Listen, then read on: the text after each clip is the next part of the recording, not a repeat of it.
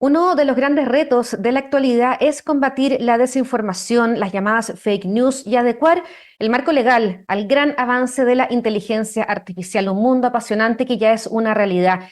¿Qué es? ¿Cómo nos ayuda? ¿En qué debemos preocuparnos? Lo conversamos con Teresa Rodríguez de las Heras. Ella es catedrática de Derecho Mercantil de la Universidad Carlos III de Madrid, experta en inteligencia artificial y también en Derecho. ¿Cómo está? Bienvenida. Buenos días, Gabriela. Muchísimas gracias. Un auténtico placer compartir estos minutos con todos ustedes. Gracias a usted por acompañarnos y hablar de este mundo que para muchos es un poco desconocido, a veces da un poco de miedo. A mí me gustaría, en primer lugar, comenzar analizando el avance, muchas veces vertiginoso, que ha tenido la inteligencia artificial en los últimos años. ¿Cómo la estamos manejando a su juicio? Efectivamente, Gabriela, quizá el elemento más distintivo de esta tecnología, de la inteligencia artificial, ha sido que, si bien desde un punto de vista científico y científico-técnico no es una tecnología nueva, es decir, no es una tecnología que debamos vincular con el momento presente, el momento actual, sin embargo, es una tecnología que en los últimos años ha empezado a integrarse, a compenetrarse con otros desarrollos tecnológicos y ha encontrado hoy un momento de expansión absolutamente abrumador porque se ha conectado con, en primer lugar, otras tecnologías, por ejemplo, una economía de datos expansiva, extraordinariamente, podríamos decir, rica para que la inteligencia artificial aprenda, se desarrolle, gane un elemento de sofisticación hasta ahora desconocido. Lo ha hecho con las plataformas, lo ha hecho además con los modelos, por ejemplo, de Internet de las Cosas, que permiten que la inteligencia artificial se adapte al entorno, por tanto, que preste y desarrolle funciones que tienen que ver con su aprendizaje del entorno. Tenemos, por tanto, una atmósfera tecnológica idónea, una madurez tecnológica adecuada. Pero es que también es muy curioso, tenemos, en primer lugar, una relativa aceptación social. Es verdad que la inteligencia artificial ha venido acompañada de temor, pero a la vez de fascinación. Ha venido acompañada de mensajes catastrofistas, pero a la vez una idea de que forma parte de una nueva etapa evolutiva del ser humano. Por tanto, hay una relativa aceptación social y hay claramente una implicación industrial, envial y de la administración pública. Este es el contexto en el que están las bases para que la inteligencia artificial sea efectivamente la tecnología del momento.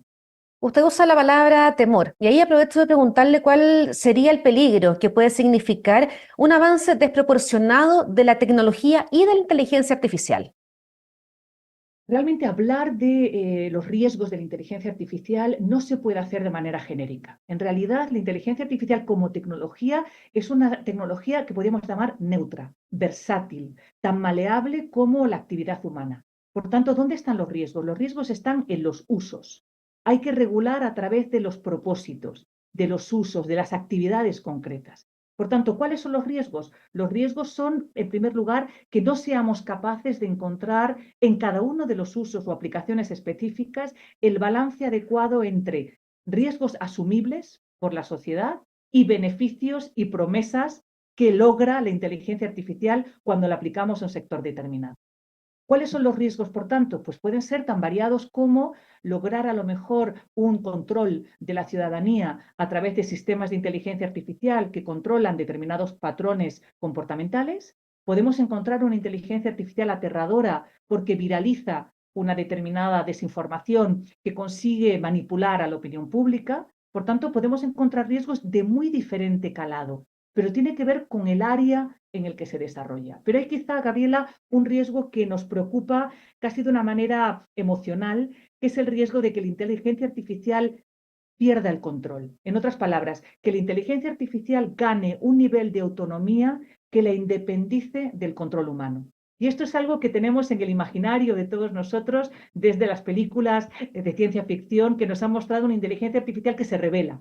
Fuera de control, claro, que empieza a dominar, usted decía, hacía mención al tema de unas elecciones presidenciales, por ejemplo, o ya ir apropiándose, adueñándose del pensamiento humano, tal vez.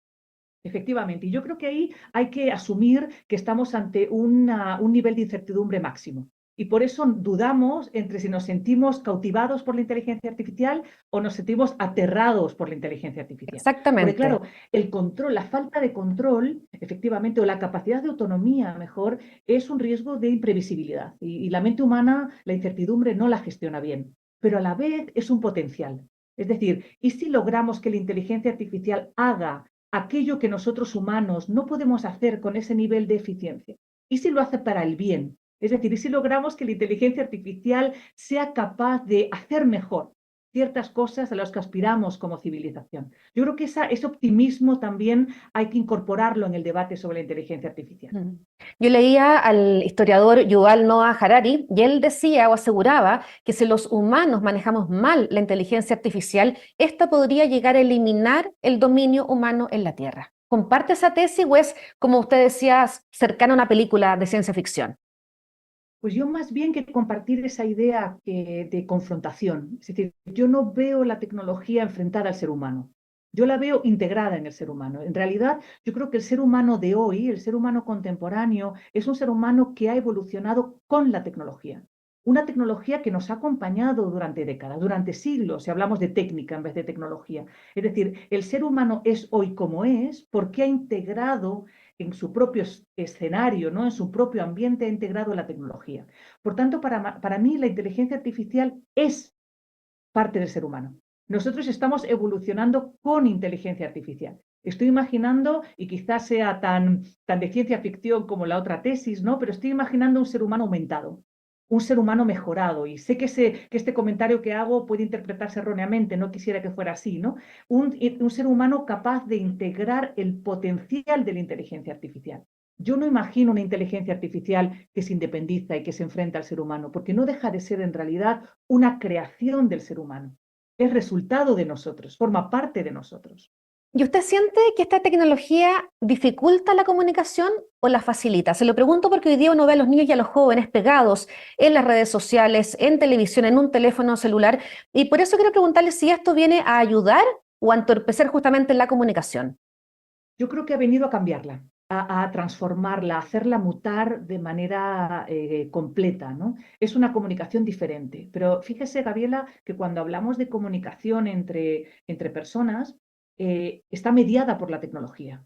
Ahora la inteligencia artificial ya no solo intermedia, sino que genera comunicación. Por ejemplo, los grandes desarrollos de inteligencia artificial generativa, por ejemplo, los modelos ChatGPT, precisamente lo que han tratado de hacer es emular la conversación humana. Es decir, ha facilitado la conversación ya no humano-humano, humano-máquina. La interacción humano-máquina ha pasado a un estadio diferente y ya simula a nuestra relación cercana como humanos. En ese sentido, se ha transformado y, ¿por qué no?, ha mejorado.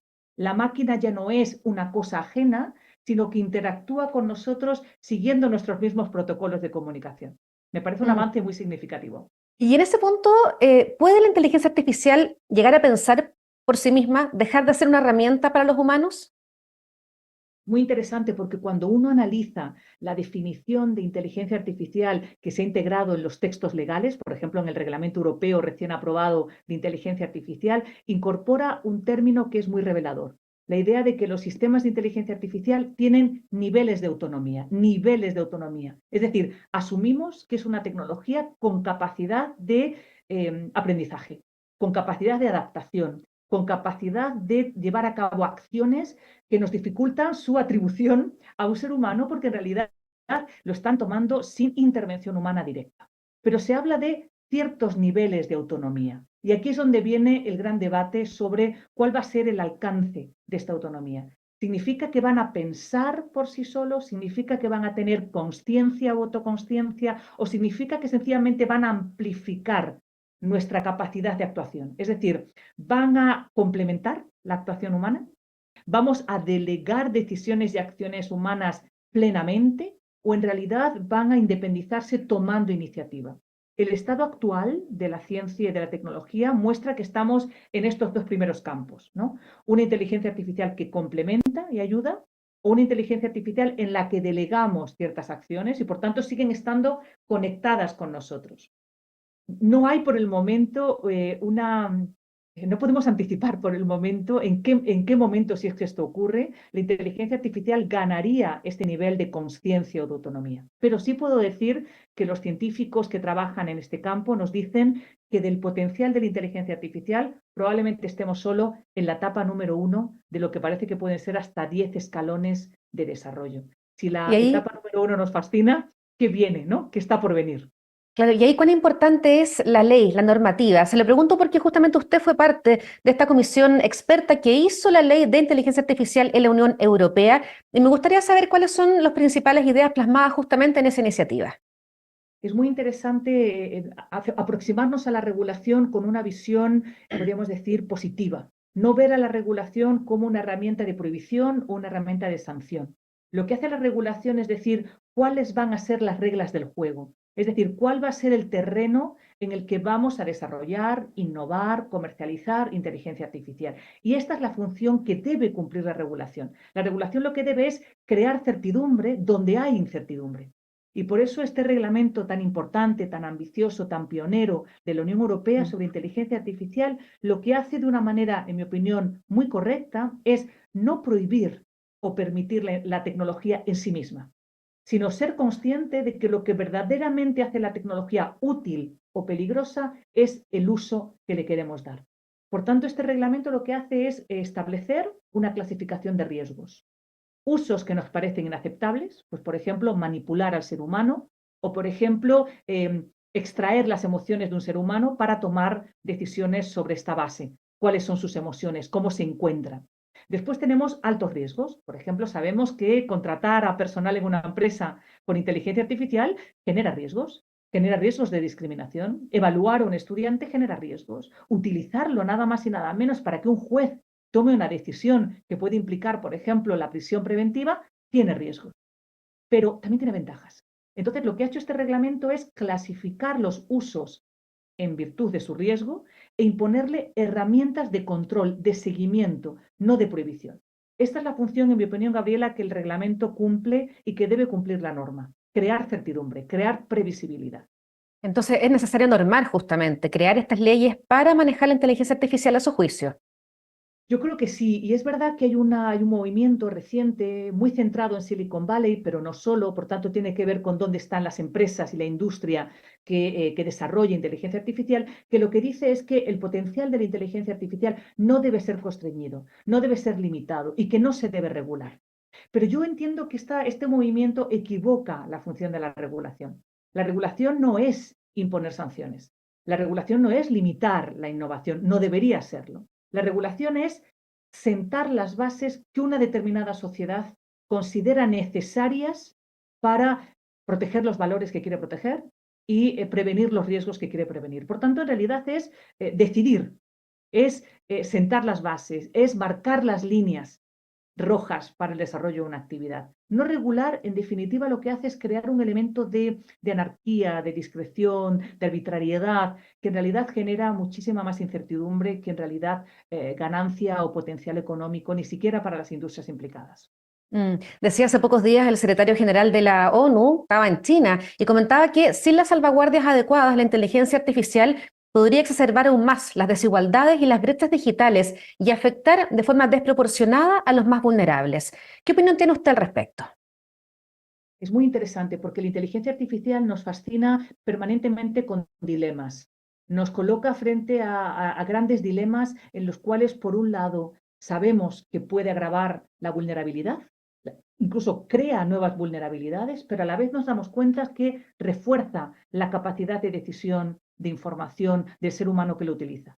Si nosotros, por ejemplo, reducimos costes y reducimos actividades insalubres para el ser humano y las delegamos en inteligencia artificial, mejoramos, sin lugar a duda, la calidad del trabajo. Sin embargo, si lo utilizamos para manipular al ser humano, estamos claramente generando una vulnerabilidad adicional. Por tanto, la inteligencia artificial nos coloca ante ese dilema. Sabemos que tiene el potencial de reducir vulnerabilidades, pero también el potencial de crear otras nuevas. Por eso entiendo perfectamente que desde Naciones Unidas alerten sobre el riesgo de que una mala distribución de la inteligencia artificial genere una mayor desigualdad. De hecho, en el más reciente instrumento de inteligencia artificial, lo que considera como principio fundamental es que la inteligencia artificial debe estar disponible, debe estar accesible, no puede ser, una vez más, una herramienta de poder, una herramienta de discriminación, una herramienta de desigualdad, todo lo contrario. Debe ser de alguna forma un trampolín para que todos los colectivos puedan utilizarlo para mejorar sus capacidades. Completamente Mm. convencida de que esa debe ser la postura que debemos adoptar. Teresa, con todo esto que estamos conversando, ¿qué tendremos en el futuro? ¿Cómo imaginar el mundo en 20 o en 30 años más? Como siempre, es difícil este ejercicio de vaticinio, ¿no? Porque en realidad estamos muy marcados por dos cosas. Por un lado, por lo que tenemos ahora, que nos distorsiona, ¿no? Tratamos de proyectarlo hacia el futuro, pero solo con las cosas que tenemos en la realidad actual. Y por otro lado, por toda esa maravilla que la ciencia ficción nos trae y que nos permite imaginar, pues eso, futuros, ¿no? Futuros imposibles, podríamos decir. Yo creo que va a ser una sociedad que, por un lado, va a estar claramente penetrada por la tecnología. Es decir, va a ser una sociedad basada en la tecnología. Nos parece que la de hoy lo es y, sin embargo, nos quedan muchísimos campos para desarrollar. Pero creo que va a ser una sociedad mucho más consciente de los valores. Es decir, yo creo que va a ser una sociedad mucho más preocupada porque la tecnología forme parte del conjunto de valores y de objetivos que como sociedad nos hemos marcado. Por tanto, yo me imagino una sociedad con lo que llaman ahora la sociedad post-trabajo, con muchísimos trabajos delegados a la inteligencia artificial, con un ser humano con mucho más tiempo para la creatividad, para la reflexión, para el llamado ocio educado o ocio erudito, es decir, para poder formarnos mejor, para tener una mejor calidad de vida, porque lo que vamos a ir poco a poco es delegando ciertas actividades que nos quitan el tiempo a la inteligencia artificial. En el fondo, Gabriela, yo veo una sociedad utópica con todas sus ventajas, mucho más que una catástrofe que nos aboque a una especie de sociedad sin humanos, todo lo contrario. Yo creo que estamos ante un momento en el que las utopías son posibles. Perfecto, Teresa, muy interesante la conversación. Le queremos dar las gracias por habernos acompañado. Ha sido un auténtico placer, Graviela. Muchísimas gracias. A usted también, muchas gracias. Y todos ustedes invitados a seguir aquí con nosotros a través de emol.com.